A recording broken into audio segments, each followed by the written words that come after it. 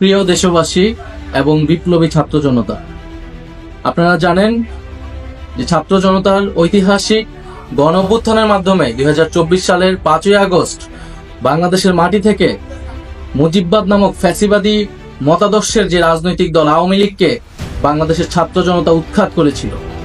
কিন্তু আমরা দুঃখের সাথে দেখছি যে এতদিন হয়ে যাওয়ার পরেও সেই আওয়ামী লীগের ব্যানারে আওয়ামী লীগের লোকেরা এই বাংলাদেশের মাটিতে এখনো মিছিল করার সাহস পায় এবং এই অন্তর্বর্তী সরকারের পক্ষ থেকে তেমন দৃশ্যমান উদ্যোগ নেওয়া হয়নি এই আওয়ামী লীগকে নিষিদ্ধ করার বা আওয়ামী লীগের বিচার কার্যক্রমকে দৃশ্যমান করার।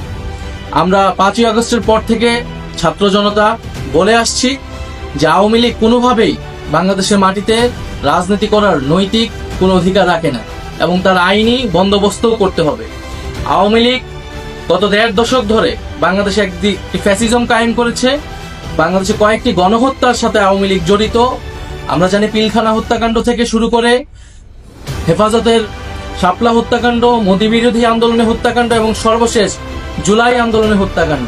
এছাড়া বিরোধী রাজনীতিক লোকেরা গুম খুনের ক্রসফায়ারের শিকার হয়েছে। এই সব কিছুর বিচারের জন্যই কিন্তু এই গণ অভ্যুত্থান হয়েছিল এবং আওয়ামী লীগকে আমরা দলগতভাবে বিচারের দাবি জানিয়েছিলাম, সেটিও আমাদের সামনে দৃশ্যমান হয়নি।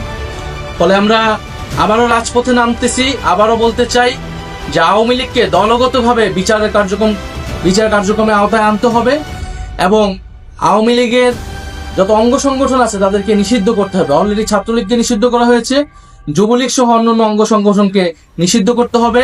বিচার চলাকালীন তার নিবন্ধন বাতিল করতে হবে এবং রাজনৈতিক সাংগঠনিক কার্যক্রম নিষিদ্ধ করে আইন বাস্তবায়ন করতে হবে। সেই উদ্দেশ্যে আগামীকাল 2রা মে বাদ জুমা জাতীয় নাগরিক পার্টি ঢাকা মহানগরীর উদ্যোগে বায়তুল মোকাররমের দক্ষিণ গেটে একটি বিক্ষোভ সমাবেশের আয়োজন করা হচ্ছে।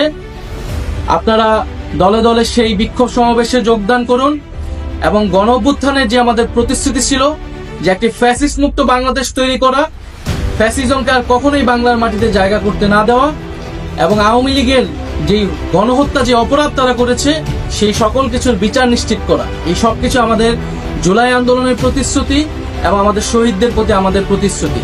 সেই প্রতিশ্রুতি রক্ষার্থে আগামীকাল দেখা হবে বিক্ষোভ সমাবেশে। ইনকিলাব জিন্দাবাদ।